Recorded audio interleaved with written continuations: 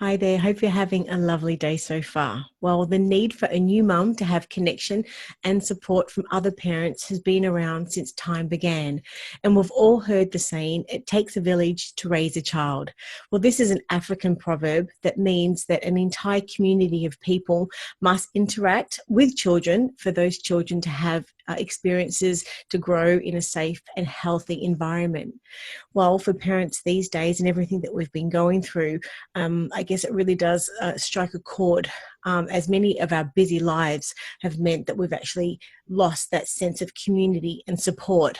But parenting groups in Australia have actually been around and provided by city councils by their maternal and child health nurses since the 1920s.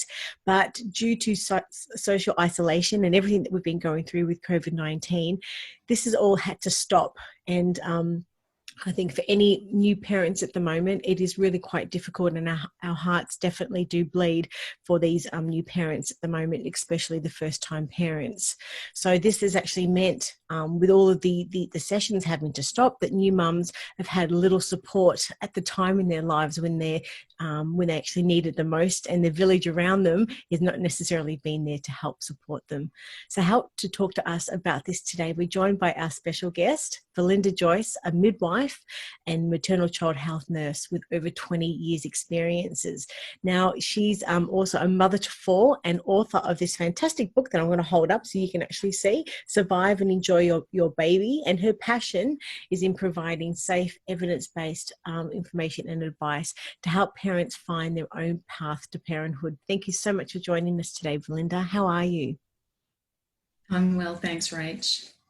Now, in your career of over 20 years, and that's an extended amount of time, and you've been a midwife and also a maternal child health nurse, you would have performed and would have seen countless consultations with families, with newborn babies, as well as facilitated parent groups or mothers groups for various different city councils.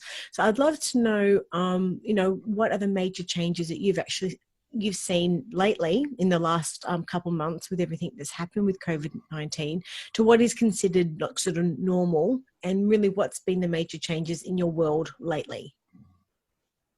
So the standard practice in Victoria is that anyone that has their first baby is invited, any parent is invited to a first-time parent group while the baby's still quite young in the first few months of life, and they get to meet a small group of other parents, and it is predominantly mums who attend these groups because often their partners are at work at the time of the groups, and it's a really great opportunity to make some friends and network, and I guess just realise that other parents are doing this this new part of their life as well. But at the moment, due to the social distancing rules, we've had to stop all groups, any face-to-face groups, and in fact we've stopped many of our face-to-face consultations as well. So it means that these new parents are just not getting the chance to meet others and to have that social connection, and also that opportunity to talk to a maternal child health nurse quite regularly or weekly, to ask questions, to get their baby weighed, those kind of things that they always do have so many questions each week because it's new. So now some councils are delivering these online, and quite a few councils are not doing any first-time parent groups at the moment. So throughout your career, you've really seen, I guess, thousands of parents with newborns, and that's sort of during their childbirth education, the prenatal, labour, birth, postnatal, and also the special care nursery as well. So you've really seen, a wide range of sort of people throughout your time. So from your perspective, how are new mums feeling at this time? I guess with the reduced sort of access to new support and mothers groups. Yeah, so the mums are actually saying that they feel really distressed and anxious. They're often having a really short time in hospital as well, so they're heading home quite quickly after having the baby, and so they're not getting a huge amount of support with feeding, especially with breastfeeding. just with seeing the midwives throughout the day, and then they're getting home, and often the domiciliary midwives are not visiting the home. So often they're taking the baby back into the hospital a couple of days later to be weighed and to get a little bit of advice, but it's not the same. And they're not just getting contacted as quickly or being seen face-to-face by other I guess, health professionals as well, like perhaps their obstetricians or a lactation consultant. Those kind of things have all either reduced or gone to telehealth with very limited face-to-face. So it's pretty difficult. So what has some of the mothers been saying to you? I mean, from that perspective, I mean, naturally it's going to be sort of quite difficult for them. Have many of them opened up to you at all? They have, and they've said things like, you know, I just don't know where to go for help, and I don't know if my baby's normal. And often they've been able to describe to me behaviours or feeding issues or some challenges that they've had that are very normal, and that their baby's quite okay, but they just need that interaction to be able to talk about it and actually put their mind at ease. Or on the other hand, some of them have needed to be referred on to an actual specialist, perhaps a lactation consultant, or to their GP or obstetrician for some medical help as well. So in your view, like, why do you think it's so important, I guess, for mums to have the support of a mothers group in general? I think it's an opportunity. Look, group situations aren't for everyone, I'll acknowledge that for sure, but for so many it's an opportunity to get a little network around them of people who are going through a similar time, and having their first baby is such a special time, but also a challenging time for many. So they're surrounded by others who are going through the same feelings, as well as some different feelings as well. And just watching and seeing what the other babies do really helps to reassure you that your baby's normal, because they're doing some of those things as well. Because when it's all new and different, it's really hard to know if your baby's okay, and if you're okay, if it's all normal. Yeah. So how would you, I guess, sort of elaborate on the benefits in a mother attending a mothers group? How would you maybe sort of explain that to someone that maybe is expecting with their first child and has actually been to mothers group before? Yeah. So one of the best benefits of a parent group or a mothers group is actually meeting other parents or mothers. So actually making a bit of a support network, because that support network could be around you for many years to come. My oldest child's actually 22, and she still catches up with one of the girls from the mothers group, which is amazing. And they would never have met otherwise. And I think for the parents, having that network of support around them, that's that virtual village, I guess, that I've been talking about. So it's the village that can support that mother and baby to grow strong. Parents really need others around them. We've been, humans are social creatures. We really need that social connection. And it's really, I guess there's a lot of research now as well that really backs up for our mental health that we really need social connection. And that's really the aim of the group, rather than education.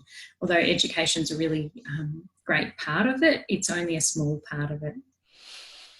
So with all the changes that we're living through at the moment then, do you think we'll possibly even see an increase in postnatal depression at all? Look, it's definitely increased people's symptoms of anxiety and depression across the board. That's everybody. And I think that's worldwide as well. So people who've never felt symptoms of anxiety are reporting feeling very anxious. I think most of us are starting to feel a lot better about that now that there's less cases of COVID-19, and that we're pulling together, and things are starting to be relaxed just a little bit and getting slightly back to normal. I know Panda, it's one of the peak bodies, and they have a 24-hour number. I believe in a couple of different reports I've seen that they've had a 20 to 50% increase in phone calls in the last month or so, which is huge. And it must be a real challenge for them to provide care for all of those new parents as well, or parents, because parenting is hard. And I think without that social connection, it makes it even harder. Mm-hmm. Well, so a lot of parents would have heard the term play groups. Could you maybe explain to us what the difference between a mother's group and a play group is? Yeah. So a mother's group's probably more about, or parent group, it's more about supporting the parents. The babies are quite young, so they're still going to have some socialisation with the other children if it's face-to-face. But I guess it's quite limited because they're very young. Whereas a play group can start from early on as well, but it's more about supporting the whole family. So it's more about the parents catching up and getting to know each other and supporting each other. But there's lots of play activities actually sort of planned out and organised for the children as well. Mm-hmm. And they can go all the way up until school age too. So with what's been happening lately, have naturally play groups and mothers groups have all been cancelled and stopped. And from your perspective, how do you feel the parents, I guess, at this time can be making some social connections? And what is the likelihood of them being slowly integrated back into our day-to-day life? So we don't really know what's going to happen with groups getting back together again out in public.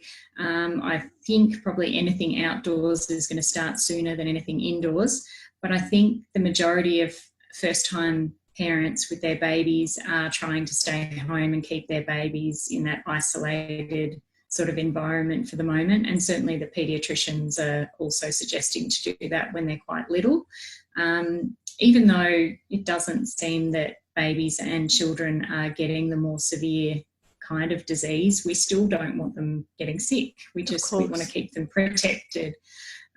So I have a feeling it's going to be quite a while before we can start up the regular face-to-face first-time parent groups and mothers groups again. Do you think there will be a lot of parents who actually, even when they are able to take their babies to mothers groups, maybe will choose not to for that reason?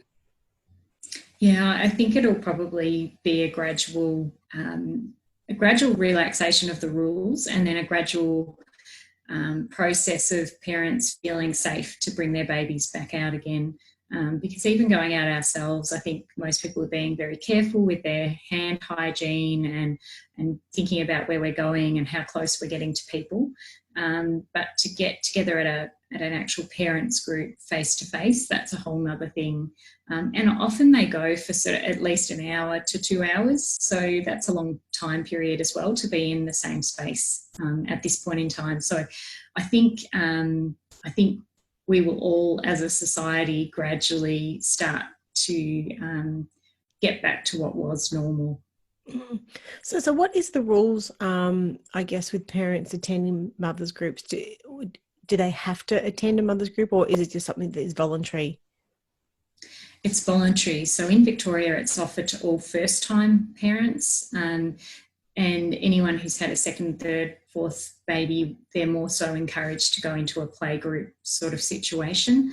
And that's because that's where the funding's provided. Mm-hmm. But really it's voluntary, and they can choose whether they'd like to come or not. I do always encourage it though, because there are so many benefits. And we'll speak about that in a moment. I've just got one question I would love you to answer. What happens when a mum possibly isn't enjoying a mother's group or isn't comfortable in the company of some of the other mums? Have you had that experience before? And what's your recommendation with that? Look, anywhere that you get a group of people together, there can be some really challenging behaviours, and there can be some parents who just don't quite gel with each other as well, and it just happens every now and then. And I'd usually encourage that mum to have a chat with her nurse and see if they can just get booked into the next group, because it can be quite difficult and probably not that beneficial if they're feeling that way, week in, week out. In saying that, I guess no two babies, no two pregnancies are ever the same. And you've mentioned the funding is there for for a first child, but in your view, like, why would you see that a mum would need to attend a mother's group, I guess, for a second time? Look, a lot of mums really do want to come with a second or third child even occasionally, particularly if they've just shifted towns. So if they've moved to a new area or a new town and they're really wanting to get to know some of the other parents there, it can be quite hard when you're at home with a baby because you're not getting out and about, and there's less opportunities to make those connections than if you were at work. So that's probably the main time that parents would like to do that. And look, some councils will find the space and do have the ability, but many don't. Okay. Well, look, we published your article titled Giving New Parents a Virtual Village to Help Raise Their Baby. For someone who hasn't read the article, can you give us a little bit of an overview what it's about and just tell us what inspired you to write it? Look, I just wanted to point out the things that new parents were missing out on, which we've talked a little bit about. Not having access to those health professionals and not having access to their own parents in many cases either, because their parents are perhaps over 60 and are in that more risky High risk age for, that's right. And so not having the support and not knowing where to go for support, and even when you do find the right health professional, then not being able to actually see them properly. It must be very difficult to navigate the system at the moment. And even just simple things like websites not quite being updated. We can't stay up to date with everything because the rules keep changing, and not knowing how to communicate out to the public what's going on at the moment. This time definitely has shown us how much we do need technology. and so many people have actually said, thank goodness it's happened at a time like now when we do have, I guess, the technology and I guess the social sort of networking that we can sort of reach people, it's sort of not even just obviously here, but around the world and friends and family everywhere, but because it would have been a lot harder naturally, 10 and most of the technologies, it's even free. So we're really, really lucky. Yeah, but it doesn't replace any face-to-face contact, which we know. So I'd love to know from your perspective, like, what do you think new parents are missing out on with their mother's group sort of due to the lockdown? Look, they're just missing out on that face-to-face with other parents and the face-to-face with their community. That village that's meant to be supporting them. I'm so sorry, that's a bit noisy. That village that's meant to be supporting them is, it's just not there. It's absent at the moment. And that's made it really, really difficult. And I think for many parents, it's a tricky time anyway, having a first baby, but without that support and that village behind them, it's just making it harder. So tell us about this virtual mothers group that you started then.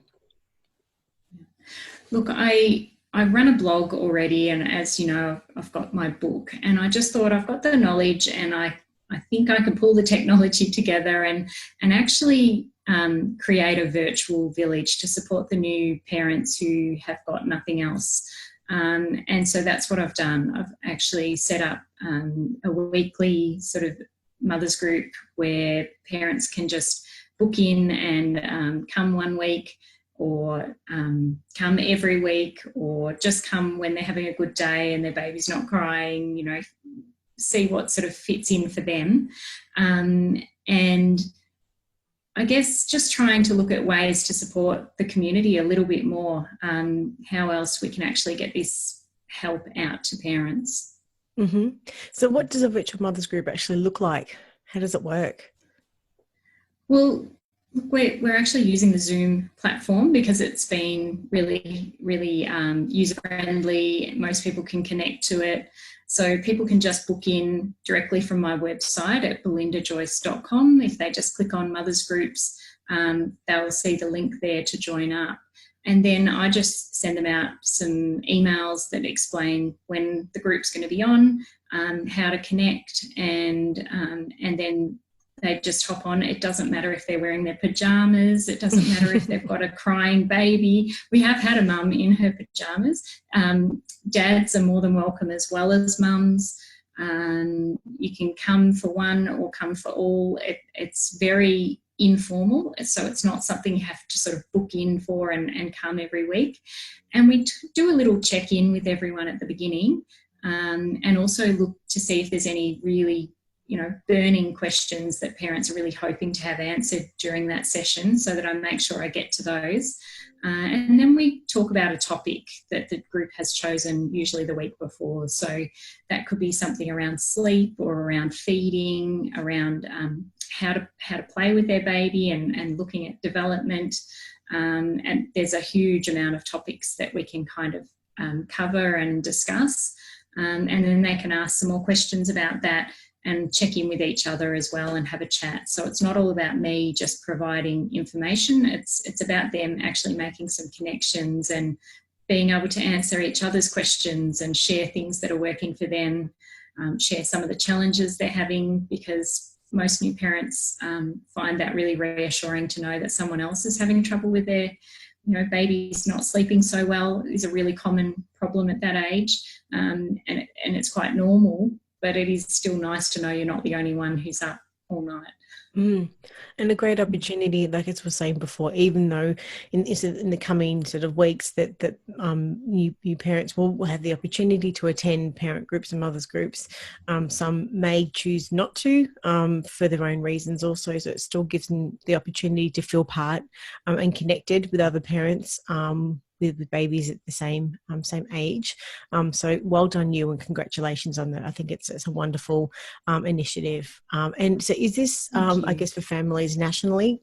Can parents, I guess, all around Australia join? Yep, they absolutely can. So any parents around Australia are more than welcome. So long as you have a baby, that's really all you need. And even if you are going to or doing another sort of online parent group, you're still welcome to come to mine. That's absolutely fine. And sometimes it's really good to have some different perspectives on becoming a parent and the kind of questions you have. It's great to get a few different ideas about, coping strategies and things that can actually help along the way. Yeah, well, I think if we've learned anything from the last few months, it's definitely that we can use technology for good, and it's really there to enhance our lives on all levels. And your group really gives new parents the opportunity to still share in like all of the usual conversations of tiredness and birthing stories and breastfeeding or not, or choosing not to, and all the things that you would have heard a million times, I guess, and the opportunity to meet new friends and connect with them. And I guess that's, as you mentioned before, it's a very, very like a big part of the mothers group is actually sort of forming your own little village of friends that you sort of connected with. So I think it's a really innovative way to facilitate the running of mothers groups. So congratulations. So if anyone wants to get involved, how can they do so? If you just head to belindajoyce.com, that's JOYCE.com,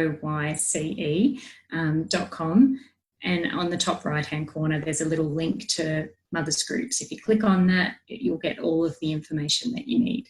Wonderful. And we'll have all of those links in the show notes and also a link through to your article.